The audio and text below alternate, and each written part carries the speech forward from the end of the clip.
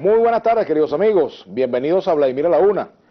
Tenemos hoy como invitado al doctor Germán Escarrá, integrante de la Asamblea Nacional Constituyente del año 1999, profesor universitario, experto en Derecho Constitucional. Además de eso, fue también senador. Y lo saludamos. ¿Cómo está, mi querido amigo Germán Escarrá? Doctor Escarrá.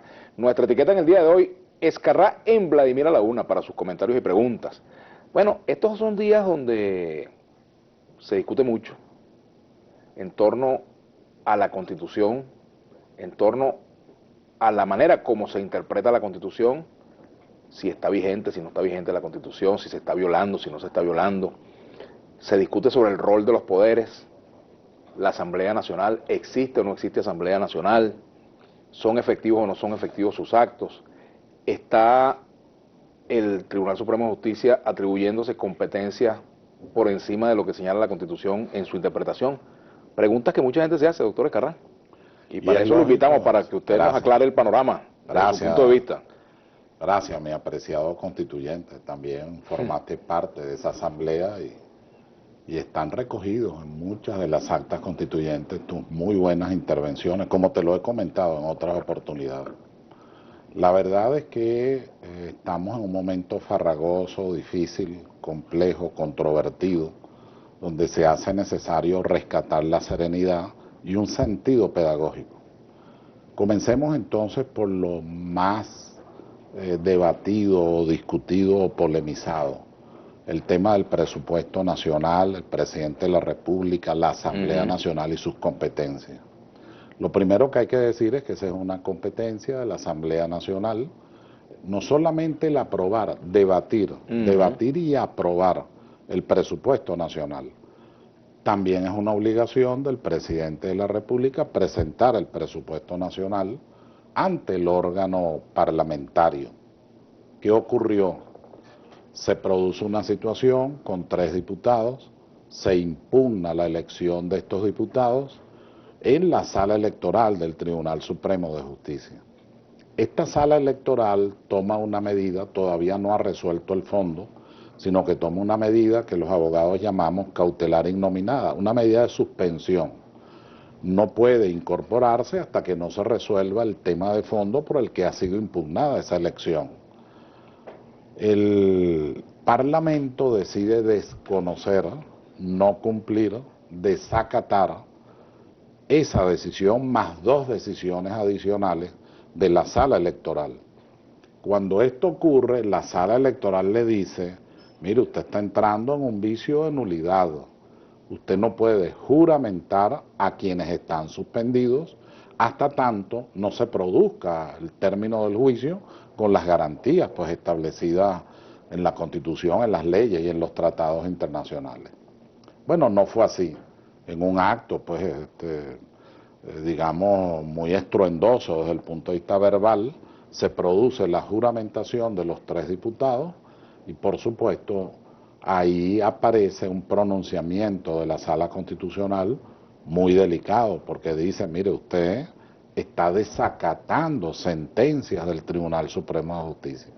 En la medida en que permanezca el desacato, en esa medida todos sus actos, incluyendo leyes, están viciados de nulidad y carecen de eficacia. Ahora, doctor Escarrá, hablando en esos términos, pudiéramos decir que a alguna gente le resulta también escandaloso, estrambótico, que el Tribunal Supremo de Justicia o su sala electoral haya esperado tanto tiempo para dejar sin representación a los electores de un estado tan importante como el estado de Amazonas, tan importante como cualquier estado del país. Esto es una federación. Entonces, siendo así, ¿quién se defiende, por ejemplo, de la falta de toma de decisión?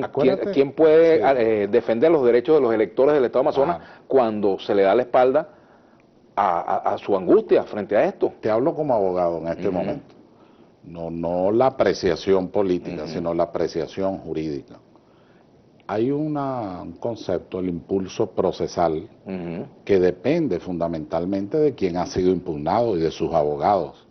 Por lo tanto, la brevedad, la rapidez, el procedimiento en el marco de las normas, se lleva en la medida en que los abogados defensores de estos diputados y los terceros que se han incorporado ejerzan a plenitud sus derechos, presenten pruebas, presenten informes, señalen, cuestionen, digan, controlen el procedimiento.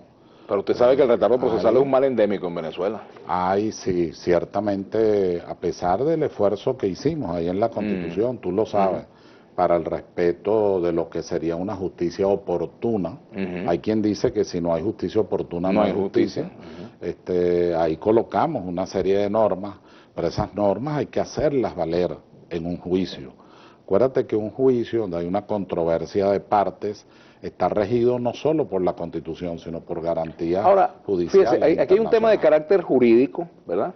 Pero también hay un tema de carácter político que van de la mano. Claro. Y en el caso de la situación actual de Venezuela, pues obviamente ocurrió que quienes gobiernan perdieron el control de la Asamblea Nacional. Y se buscó un mecanismo, quizás fue ese, el de anular las elecciones en el Estado de Amazonas, y mediante ese mecanismo, esa es una interpretación, ¿no? Claro. Mediante ese mecanismo, pues se ha dejado a la Asamblea Nacional prácticamente como un ente meramente decorativo. Sí, la verdad es que no es un ente decorativo. Creo que falta liderazgo. Perdóname que tenga que decirlo. Me parece que se han ido más al desbordamiento verbal, a la descalificación, a la palabra escatológica, a la trapacería, y no a los hechos concretos. Acuérdate que el Parlamento nuestro, tú lo sabes bien, tiene competencias extraordinarias con las que podría y debe actuar. Lamentablemente no ha sido así, todo lo contrario, se ha colocado de espaldas a la Constitución y por supuesto, entonces, al colocarse de espaldas a la Constitución, recibe las sanciones expresadas en nulidad. Ahora, esa es una valoración política más que jurídica, ¿no? Es jurídica también, porque no te puedes colocar al margen de la Constitución. Hay constituciones, fíjate tú. La Constitución Española de 1978, artículo 63, 64.3, señala que cuando los diputados que forman parte de las Cortes Españolas, en algún momento o circunstancia, no cumplen el reglamento, no cumplen la ley o no cumplen la Constitución, pierden inmediatamente las prerrogativas parlamentarias. Es decir, pierden la inviolabilidad, la irresponsabilidad y la inmunidad. Cosa que no está en nuestra Constitución. Eso gracias a Dios, por fortuna. Exacto, gracias a Dios eso no está así en nuestra Constitución. Nuestra Constitución, lo que existe en materia de inmunidad parlamentaria es el artículo 200 y son unos procedimientos claramente establecidos. Ese es otro tema que me gustaría abordar con usted porque tenemos mucho de qué hablar sobre esa materia. En todo caso, el punto es que el verdadero diálogo político, ya que estamos hablando políticamente, el diálogo político debe serlo para beneficio de la colectividad, del bien común, de la gente, del pueblo de Venezuela. Tiene que serlo en el marco de la Constitución. Esta es una Constitución muy legitimada, no solo por su historia, por su forma, por su elaboración, sino también por la manera como ha sido defendida y ha sido aprobada. Fíjese, pero también un punto que me gustaría comentar luego de la pausa, tiene que ver precisamente con eso, con la interpretación de la Constitución. Hay quienes consideran que el Tribunal Supremo de Justicia hace interpretaciones, con todo el respeto que se merecen, elásticas de la Constitución. Claro. Y de eso me gustaría que habláramos, porque fíjense qué ocurre también. Pónganse en el lugar del Parlamento que ha aprobado 10, 12, 14 leyes y el TCJ casualmente las declara todas inconstitucionales. Vamos a la pausa y ya venimos con Germán Escarrá. Nuestra etiqueta Escarrá en Vladimir la Una.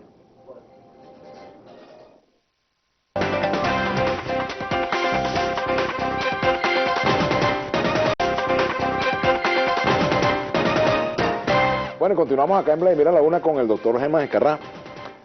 Hay muchos temas, por supuesto. Uno de ellos, el de la inmunidad parlamentaria, que lo vamos a abordar. También está esta discusión en torno a si es una decisión apegada a la Constitución, que el TCJ haya acordado la recolección del 20% para el referéndum revocatorio por Estado. Yo recuerdo una entrevista que le hice aquí mismo a la doctora, a la rectora Socorro Hernández, y yo le planteaba un caso. Le decía, doctora, si por ejemplo se recoge en todos los estados, menos en Cojedes, ¿debería haber referéndum, sí o no? Y ella me dijo, debería, lo respondió.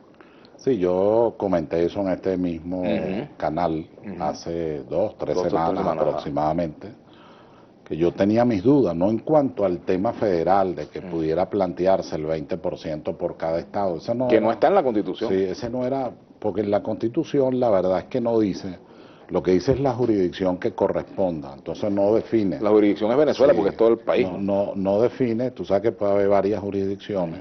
Pero No para el hay, presidente es una sola. sí, no hay una definición. El Estado es federal y podría entenderse que corresponde a cada Estado. Pero el problema no es ese, no es un problema de teorización sobre el Estado federal. Es lo que acabas de decir, y lo he reiterado varias veces. Tú suponte que en la mayoría de los estados, o si tú quieres en todo, para ponerlo más extremo, en todos los estados se recoge el 20%, menos en Amazonas, o en Apure, o en Cojedes. Lo digo en el sentido de lo menguado demográficamente en relación a otros estados. ¿Qué pasa allí? ¿Queda anulado el revocatorio? No puede quedar anulado si la sumatoria de todos los estados da el 20% nacional, porque si no lo da, no. Pero si lo da, no podría un estado anular al resto de los estados. Entonces, ¿qué sentido tiene esa decisión desde el punto de vista práctico, en su opinión? Es decir, yo no la comparto, por supuesto respeto, tú lo sabes bien, a la Sala Constitucional, al Tribunal Supremo de Justicia, pero la verdad es que no la comparto. Entre otras razones, hablando de interpretación, en materia constitucional, cuando tú tienes dudas sobre una norma y la aplicabilidad de esa norma, tú estás obligado a aplicar el principio pro libertatis y democracia. Quiere decir, tienes entonces que decidir lo que más favorezca a la libertad y la democracia. Aquí lo que más favorece a la libertad y la democracia es que, al contrario censo, no podría un Estado anular al resto de los Estados en lo que tiene que ver con el 20% del cuerpo electoral. Bueno, es una decisión de la Sala Constitucional. Ahí cabe, yo no sé si es un recurso de interpretación, pero si fuera una sentencia podría ir a un recurso extraordinario de revisión. Acuérdate de nosotros, en la organización de la jurisdicción constitucional, creamos una figura que es la de revisar aquellos actos que pudieran ser fuertemente violatorios de la Constitución, aun cuando se trate de sentencias de cada una de las salas del Tribunal Supremo de Justicia. Bueno, es lo que llaman los norteamericanos el certiorari. En el caso nuestro es recurso extraordinario de revisión por razones de inconstitucionalidad. Ahora, me gustaría pasar a otro punto, porque este tema lo hemos debatido ya en otras oportunidades también, y tiene que ver con el de la inmunidad, porque yo escuchaba en estos días una declaración suya con respecto a este tema, dándole una interpretación restrictiva a la inmunidad, a los actos que se ejecuten en el ejercicio de la función en el Parlamento. Sí, lo primero que habría que decir es que sacaron eso como recortado. ¿Qué es lo que he dicho? En primer lugar, ¿qué es la inmunidad? Es la excepción sancionatoria a los delitos de opinión, más nada. Porque un diputado le da un tiro a otro, eso no tiene nada que ver con la inmunidad, en primer lugar. En segundo lugar, he dicho, repetido al maestro Prieto Figueroa, cuya obra es un clásico, al maestro José Guillermo Andueza, que es un clásico, en su obra El Congreso. La del maestro Prieto se llama Las inmunidades parlamentarias, el caso Salón Mesa Espinosa, ¿cómo no? Bueno, y ambos dicen, ¿ambos a qué se refieren? Dicen, bueno, el delito de opinión no sancionable, es decir, con inmunidad parlamentaria, es cuando ocurre en la Cámara respectiva, en este caso sería, porque es monocameral, la única Cámara, actuando en función parlamentaria. El maestro Prieto, de una manera muy pedagógica, dice, si un señor me ofende, me injuria, o vilipendia, o dice mentiras en la Cámara y actuando en función parlamentaria, no puedo hacer nada. Pero si él hace eso en una rueda de prensa o en un mitin, aún siendo diputado, yo puedo ejercer la acción penal y la acción civil. Sin embargo, eso debería pasar por la Asamblea. Perdón, lo único que cambia cuando tú vas a ejercer la acción o vas a tomar una decisión de esta naturaleza es que este es el procedimiento. Una vez que eso ocurre, pasa al Tribunal Supremo de Justicia, él tiene que decir si hay mérito para ese procedimiento y dirigirse a la Cámara, inmediatamente a la Cámara, que es la que califica a sus miembros, que es la que en definitiva levanta el allanamiento. Hay una experiencia contraria, muy dura, llamada doctrina Betancourt, de Acción Democrática, cuando él mira, y el Partido Comunista, los diputados del Partido Comunista. Él tomó la decisión en gabinete de que los metieran presos y que se olvidaran de la inmunidad y del allanamiento. porque estaban dando discursos del golpe de Estado y del derrocamiento al gobierno desde la Cámara. Él consideró que ahí no había que ir a ningún tipo de procedimiento, sino meterlos presos como en realidad ocurrió. Eso se ha llamado en el derecho parlamentario venezolano la doctrina Betancur en esa materia. Eso lo refiere, para los que quieran investigarlo, el profesor Ambrosio Oropesa, ADECO, corredactor de la Constitución del 61, lo refiere con mucha valentía intelectual y además agrega, tuvimos que violar la Constitución porque el presidente Betancur decía que se trata de una razón de Estado. Eso, gracias a Dios, vuelvo a repetir la frase, gracias a Dios, no es la doctrina venezolana, la nuestra es la que está en el artículo 199 y 200 de la Constitución. Ahora, ¿hay algún vericueto, doctor Escarrá, para que un diputado pueda ser detenido sin la autorización de la Cámara? Porque en la Constitución esa figura no establece. Puede ser detenido en situaciones infragantes. Lo que ocurre es que no puede permanecer detenido. O sea, lo puedes detener en el momento en que ocurre el hecho punible, pues el delito como tal, pero el mismo procedimiento. Lo resguardas en su hogar, tiene que ir al procedimiento y el TCJ tiene que dirigirse. Pasarlo a la Asamblea. O sea, ¿no hay manera de que se hagan detenciones de diputados? No, hay un debate constituyente donde participó Claudio Fermín, Ricardo Conbella, alguna otra gente, pero voy a citar a estos dos en particular. Ricardo Conbella sostenía que la autorización debía darla el propio Tribunal Supremo de Justicia y no de ninguna manera. Pero no fue lo que prosperó. Eso no prosperó. Y la otra era la de Claudio Fermín, que Ortega Díaz, una vez que hizo su intervención, hizo movilizar el criterio de la Asamblea Constituyente. Porque Claudio Fermín, tú sabes que fue un gran constituyente, un hombre serio, muy sereno. Yo le tengo mucho respeto y aprecio. Y Claudio Fermín en ese debate dijo, no se concibe una constitución para la igualdad, frase de él, para la igualdad, y que creemos este tipo de desigualdad y de privilegio a los parlamentarios. Debe eliminarse la inmunidad parlamentaria. Pero intervino Pedro Ortega Díaz, explicó lo que en su vida había significado la inmunidad parlamentaria y entonces votamos por mantener esa inmunidad. En ese debate participaron varios constituyentes, participó Tarek William Saab, participó, participamos varios. Yo quiero leerle algo que dijo un constituyente que usted y yo conocemos. Él dijo lo siguiente, ¿no?, sobre este tema. La inmunidad la ha utilizado un grupo para actuar impunemente, pero también tenemos suficientes ejemplos de uso de inmunidad para defender los derechos políticos, civiles y sociales de la población. Aquí hay varios ejemplos. Tengo un compatriota, y me cita, Vladimir Villegas. Aquí él utilizó su inmunidad parlamentaria para irnos a buscar a nosotros en los calabozos de la DC muchas veces, cuando nos secuestró el gobierno de Caldera y no lo pudieron dejar preso, y podía ejercer su inmunidad. José Vicente Rangel, canciller actual de la República en aquel momento, de la Constituyente, buscó a muchos desaparecidos y torturados en los 60 en el uso de su inmunidad. No hay que entender la inmunidad que estamos creando como una protección para la libertad de acción de los constituyentes, sino como una protección para la libertad de acción de los parlamentarios futuros que necesitan tener esa protección especial para que el poder, tenga quien lo tenga, no limite su acción y las funciones que tiene que cumplir. Buena reflexión, muy buena. Ese es un constituyente que ha sido amigo mío, con quien tuve mucha cercanía durante mucho tiempo, que respeto mucho a pesar de las diferencias, y se llama Nicolás Maduro.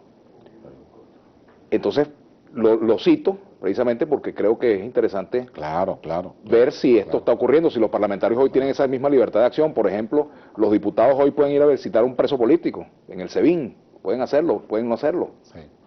¿Qué pasaría si hoy, por ejemplo, Nicolás Maduro estuviera preso y prevaleciera la orden que hay hoy de no permitir visitas, por ejemplo? De más de 49 presos en el SEBIN que están solicitando al vicepresidente y a mí.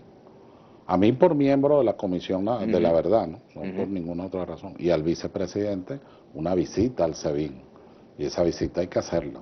Bueno, vamos a hablar de eso al regreso, doctor Escarrá. Obligados a hacerla, moralmente. Bueno, y a permitirla a quienes tienen el control de esta institución. Bueno, Escarrá en Vladimir Laguna, nuestras redes sociales, @Vladimir Laguna_GB, tanto en Twitter como en Instagram. Y también nuestro Facebook, Vladimir Villegas_periodista. Ya venimos.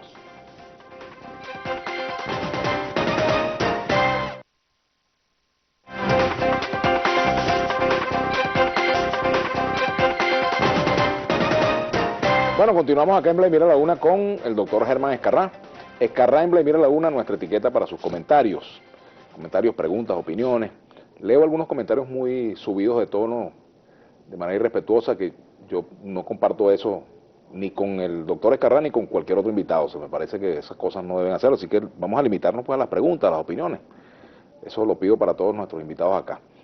Por cierto, doctor Escarrá, que ayer le hicimos mención de algunos de sus planteamientos al presidente de la Asamblea Nacional, Henry Ramos Alup, y él dijo algunas cosas. Me gustaría ver si tenemos ya a tiro sus palabras ayer con respecto al doctor Germán Escarrá. Escuchemos, o veamos, y escuchemos también. ¿La tenemos? ¿Todavía no la tenemos? No la tenemos todavía. Estamos hablando del tema de la inmunidad. Entonces, para sacar conclusiones un poco sobre esta materia, doctor Escarrá, un parlamentario sin la venia, sin el permiso, sin la autorización de la Cámara, no puede ser detenido. Sí, tenemos un problema que hay que aclarar de todas maneras. Lo que tú dices es correcto y yo lo comparto.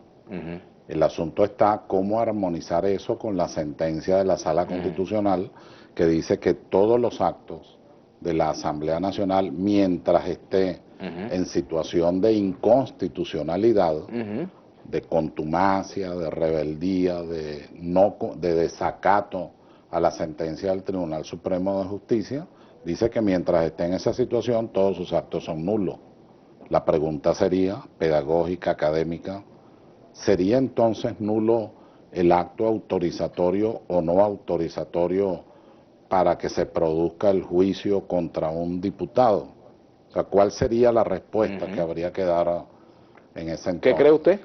Yo en lo personal pienso que los actos a los que se refiere la sentencia de la Sala Constitucional no son todos los actos, sino los que ella menciona, los que están mencionados allí. Porque eso implicaría, lo otro implicaría suspender de hecho la inmunidad parlamentaria. Quedaría suspendida la inmunidad parlamentaria. Lo cual sería una violación a la Constitución. Yo en lo personal creo, de verdad, se ha producido mucha irresponsabilidad del presidente de la Asamblea Nacional, Henry Ramos Alup. Se ha ido más a la cosa escatológica, trapacera, y no ha revisado bien el texto constitucional. Yo creo que muchas de estas cosas se han podido evitar y ha podido mantener, sin lugar a dudas, la defensa de sus posiciones. Ahora, ¿quién le enmienda la plana? Porque el TCJ lo hace con la Asamblea. ¿Quién le enmienda la plana al TCJ si el TCJ está extralimitándose en funciones, si está haciendo una interpretación elástica o laxa de la Constitución? Hay una frase que preocupó mucho a los romanos, la antigüedad clásica. Qui custodes custodien constitutionem. ¿Quiénes custodian al custodio de la Constitución? ¿Quién lo hace? Porque obviamente es el gran custodio, es el único y máximo intérprete de la Constitución, de conformidad al 335 y 336 de nuestra Carta Fundamental. Además, ese es el principio general en materia de jurisdicción constitucional. El moderno derecho constitucional democrático lo que ha dicho es que frente a eso, el único control posible es el que ejerce el pueblo a través de los mecanismos de participación. ¿El 350 sería uno de esos mecanismos, por ejemplo? El 350 es un acto de desconocimiento, de autoridad, de las autoridades, de ciudadanos también, que violen los derechos humanos y las garantías democráticas. Pero no está definido cómo actuaría como cuerpo, es decir, cómo se convocaría al pueblo de Venezuela. Una parte del pueblo de Venezuela que ejerce el 350 está legitimada para hacerlo. Es decir, es una norma difícil, es una norma imperfecta. Porque hemos oído a funcionarios del gobierno hablando del 350 incluso, y de la oposición también. Sí, los dos. Aunque es una norma bellísima, que por cierto no es nueva.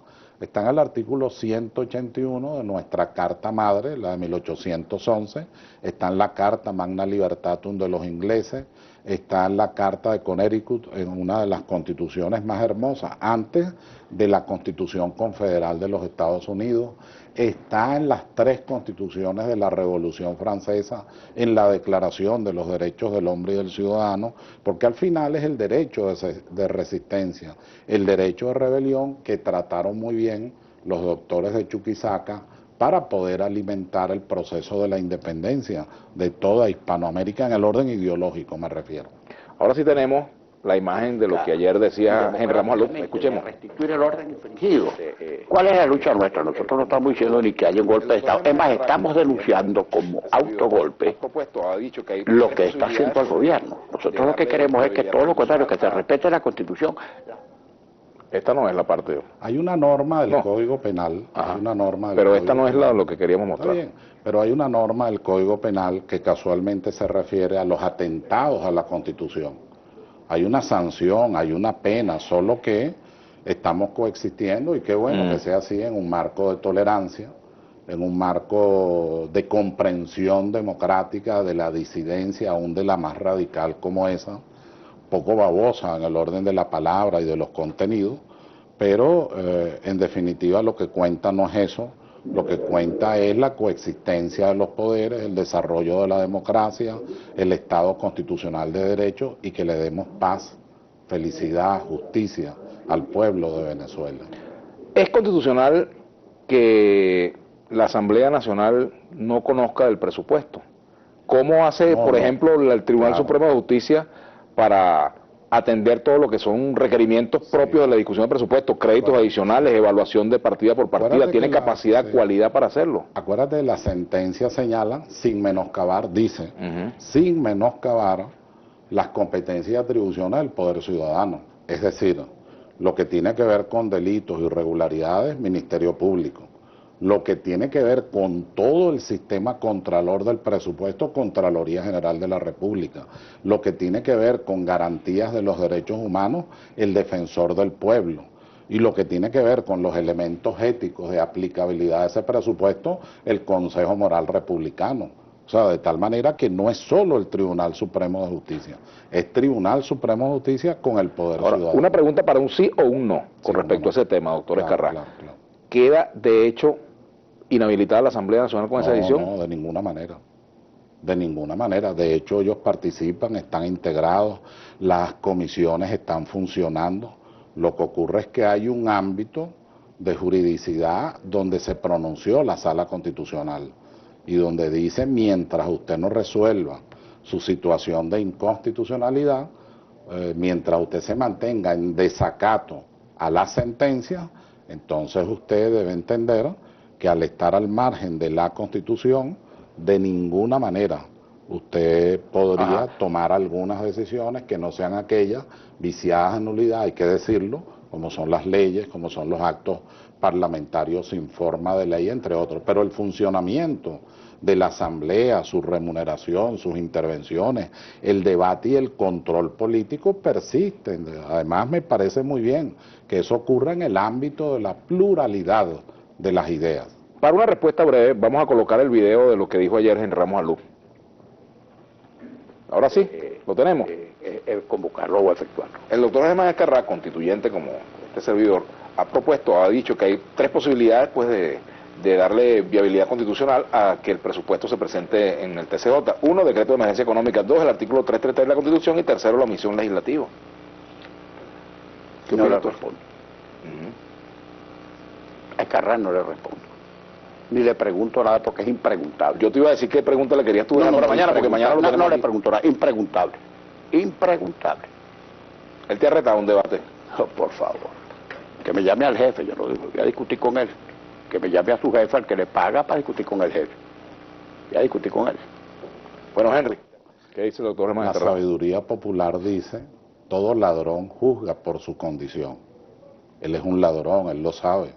Y parte de gente vinculada a él, no solo han sido ladrones del erario público, sino él tiene gente muy cercana, desde hace tiempo, desde la Cuarta República hasta ahora, que se mantienen en la llamada plutocracia, poder económico.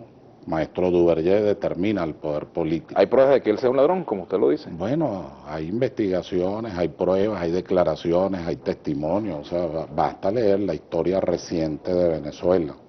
De tal manera que para mí no me afectan en lo absoluto las afirmaciones desmedidas que hace. Además, está acostumbrado a ser muy miedoso. Yo me limité a decirle, vamos a debatir pedagógicamente para aclarar cada una de las soluciones ante el país. Empezó a correr por las esquinas de Venezuela y a decir groserías y obscenidades, como acaba de decir hace 48 horas o un poco más, llamando amponas a las mujeres del Tribunal Supremo de Justicia, llamando amponas a las mujeres del Consejo Nacional Electoral, entre otras frases desmedidas, escatológicas, como te dije antes, muy trapaceras, pero de muy poca rigurosidad intelectual y seriedad. De tal manera que, de todas maneras, quiero decirte, yo estoy a la orden para debatir con él, incluso en la Asamblea Nacional. Donde es mayoría, yo estoy dispuesto a ir. Vamos a debatir para el bien del país. Vamos a hacer una pausa y ya regresamos con el doctor Germán Escarrá. Escarrá en Vladimir a la Una, nuestra etiqueta en el día de hoy. Ya venimos.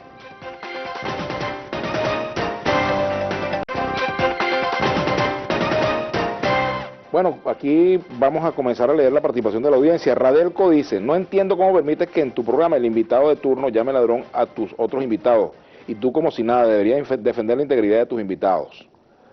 Bueno, yo le pregunté al doctor Escarrá si tiene pruebas de lo que está diciendo y él tendrá un comentario que hacer sobre esto. Ya te lo hice, yo simplemente respondo de manera recíproca a la frase que él comentó, pero la verdad es que eso es muy marginal, muy menguado, muy pobre, muy precario. Estamos tratando temas de mucha importancia como para dar una parte importante del programa, lo que diga o no Ramos Ayub, que por cierto es el causante de gran parte de la crisis contra la Constitución que en este momento está planteada, y no solo eso, sino que supo manejar mentiras colectivas. La verdad es que las supo manejar, porque todo el que sabe del revocatorio y de sus plazos, sabe que ellos comenzaron 4 meses después a raíz de aquel famoso discurso de Henry Ramos Ayub, donde dijo que iba a explorar 7, 8, 10 procedimientos para salir en 6 meses del presidente Maduro, cosa que no hizo. Yo creo que le ha hecho un flaco servicio y mucho daño al Parlamento venezolano. Reinaldo de Burg dice, ¿cómo acatar una sentencia de un TCJ que tiene miembros fraudulentos y express? Sí, allá hay un debate importante, en todo caso, ya hay una decisión, ya fueron designados por los procedimientos pues previstos en la Constitución y en las leyes. Ahora, ahí el debate está vinculado a lo que planteamos en la Asamblea Constituyente, tú lo debes recordar, las máximas exigencias para los magistrados del Tribunal Supremo de Justicia. Ahorita acaba de morir a Antonín Escala, uno de los grandes magistrados de la Suprema Corte de los Estados Unidos, hace menos de un mes, que hizo grandes aportes a la teoría del originalismo en la interpretación constitucional. Y él fue secretario de Justicia, él ocupó una serie de cargos, fue presentado por Reagan y después por Bush a la Suprema Corte de los Estados Unidos. Con eso lo que te quiero decir es que el tema no es ni siquiera de procedimiento, es de condiciones. Cuando tú vas a revisar, dice, oye, déjame revisar el currículum de este magistrado, bueno, fue magna cum laude en las 3 más importantes universidades de los Estados Unidos. Buenas tardes, pregúntale al doctor Escarrá qué opina sobre la concentración donde el presidente Maduro le dice a los oficialistas que le digan la grosería inmensa a Ramos Ayub, ya que él dice que es grosero. Bueno, yo no tengo que decir que él es grosero, basta simplemente recordar, por cierto, todas las afirmaciones dirigidas a las damas, ¿no? Es un tema que yo no logro entender bien, pero en todo caso, insisto, entrar en un debate de esa naturaleza, a mí me parece nos hace perder mucho tiempo en temas de mayor importancia. El debate que se le planteó a Henry Ramos Ayub es sobre las salidas presidenciales, sobre la crisis del país. Como constituyente, como profesor de esa materia, creo que podía, humildemente, pero podía dar un aporte a la construcción de la paz, a la construcción del entendimiento, a partir de las diferencias. Lamentablemente no ha sido así, sino que la reiteración del vilipendio, la injuria, la mentira, la ofensa, ha llegado, bueno, a las principales titulares de los poderes públicos nacionales de una manera muy impune, muy irresponsable. Nixon dice por aquí, ¿cómo alguien que fue crítico de este gobierno anteriormente ahora se convierte en el jurista estrella del régimen? Yo no soy jurista estrella, ni pretendo serlo, ni quiero serlo. Simplemente soy una persona que estudia el derecho constitucional, que ha tenido una trayectoria de docencia universitaria y sigo teniéndola. Le agradezco a Dios, pues participé en la corredacción de la Constitución, corredacción de la Ley Orgánica de Amparo y corredacción de la Carta Democrática Interamericana. Eso me da pues una visión del debate jurídico, una experiencia pero también una visión que yo le he puesto al servicio del país. En cuanto a las críticas, en este mismo programa yo he hecho críticas, las sigo haciendo. Es decir, hay gente que se equivoca, y se equivoca ¿por qué? Porque tienen una visión unilateral de la realidad. Generalmente los académicos tenemos una visión mucho más plural. Entonces, cuando digo o hago aseveraciones sobre determinados asuntos de la Constitución, a unos les gusta y a otros no. Y entonces quedas en el medio de una situación farragosa. Ahora, nadie puede decir que yo soy funcionario del gobierno, nadie puede decir que yo soy cliente del gobierno, nadie puede decir que el gobierno me ha dado ninguna compensación de ninguna naturaleza. Simplemente estoy en lo que creo que debe ser la función de un constituyente, que es aportar como custodio de la Constitución, custodio moral, custodio ético, no custodio en términos funcionariales, para que el país en el marco de su Carta Fundamental pueda encontrar la paz, la justicia y la mejor convivencia. Vamos a la pausa y a la parte final me gustaría dejarle una pregunta pendiente al doctor Ezcarrá. ¿El gobierno actúa absolutamente apegado a la Constitución o tiene sus deslices en esa materia? Vamos a la pausa y me gustaría también tocar el tema de las personas presas por razones políticas, los presos políticos, caso Carlos Melo y otros presos. Vamos a la pausa, ya venimos.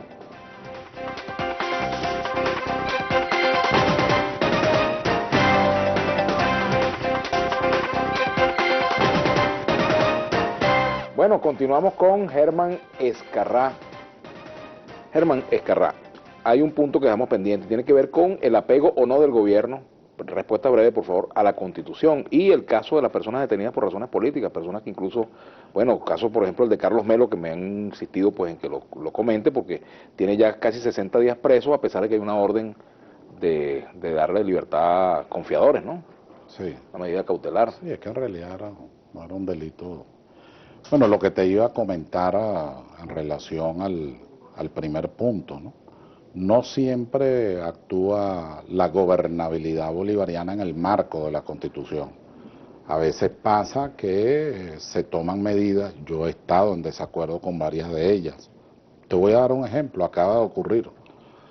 Yo, por ejemplo, pienso que el mejor procedimiento para aclarar lo del presupuesto era la omisión legislativa, porque esa sí le da facultad expresa, lo dice expresamente al Tribunal Supremo de Justicia, tome las medidas de corrección. Estoy repitiendo la Constitución.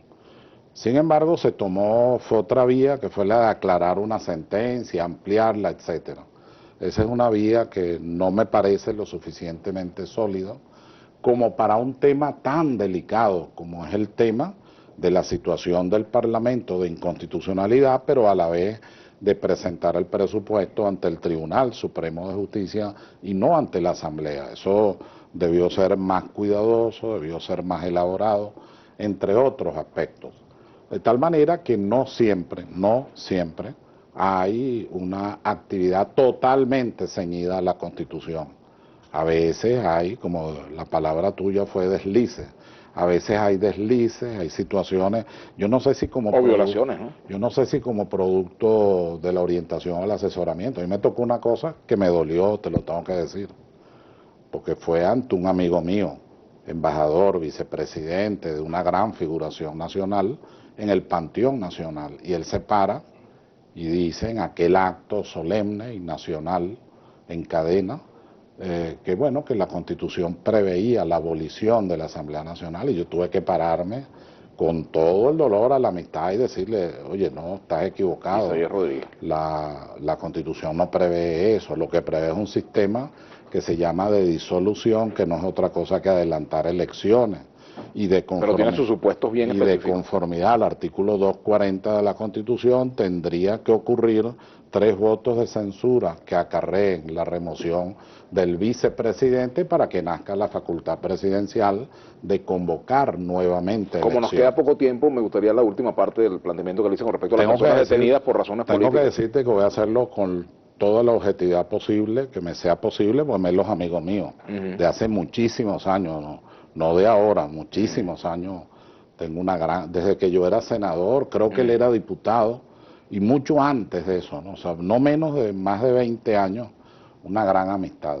allá hay una irregularidad jurídica muy delicada porque ya hay una decisión para que él esté en libertad. Eso se ha venido retrasando y eso violenta garantías judiciales, no solo constitucionales, sino además internacionales. Yo creo que esa no es la mejor manera de actuar.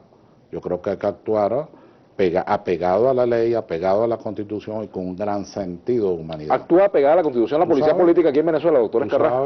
Oye, tengo muchos reclamos, muchas denuncias, por eso estoy interesado en cumplir con esos detenidos que nos mandaron una carta de ir al SEBIN. O sea, yo deseo de verdad ir al SEBIN, que se me permita con las demás personas, pues que consideren que deban ir para in locus, decimos los abogados, en el sitio, poder hacer la evaluación correspondiente. Pero quería antes de terminar el tema que estábamos tratando, acuérdate que Don Quijote, cuando nombran a Sancho gobernador de la ínsula de Becaría, el Sancho le pregunta, y le da como 10 consejos para gobernar, pero en uno de ellos le está diciendo, recuerda siempre que no es más justo el juez más severo, sino el juez más misericordioso. Bueno, le agradezco mucho al doctor Germán Escarrá por habernos acompañado. Quedan muchas preguntas, muchos planteamientos, pero también quiero agradecerle a toda la audiencia que nos ha escrito a través de nuestra etiqueta Escarrá en Vladimir a la Una. Y bueno, agradecerle los minuticos de cortesía que nos ha dejado Julio César Pineda. Tenemos dos invitados mañana. El primero es Alfonso Marquina y luego Ubel Roa. No le pregunté sobre estas palabras de Ubel Roa sobre Monseñor Baltasar Porras. ¿Tiene algo que decir sobre eso? No sé de las palabras que dijo. Yo conozco a Monseñor, hoy cardenal, y a él me une una amistad, porque yo lo único que puedo decir de él, en su sentido pastoral, en su sentido religioso, que es una persona admirable y muy apegada a la doctrina de la Iglesia. Pero como viene mañana Alfonso Marquina, que es un personaje político que usted conoce, es la primera parte, yo quiero que usted le deje una pregunta a Alfonso Marquina para mañana. No tengo, es decir, yo de Marquina tengo una alta opinión, fue mi alumno, y estoy seguro que él debe estar abogando por la paz, al igual que todos nosotros. Pero no tiene ninguna pregunta para él. No, al igual que un encuentro a partir de las diferencias para generar una agenda que favorezca al país, una agenda nacional que favorezca al país donde estemos todos, porque no es concebible que veamos la Constitución o el país en pedazos. Todos cabemos allí, todos tenemos una misma bandera, todos tenemos una misma historia y una misma geografía. Muchas gracias, doctor Germán Escarrá, por habernos acompañado y gracias a todos ustedes también por seguirnos siempre acá en Vladimir a la Una por Globovisión. Recuerden que en Globovisión nos vemos todos y en Brújula Internacional vemos el mundo con Julio César Pineda.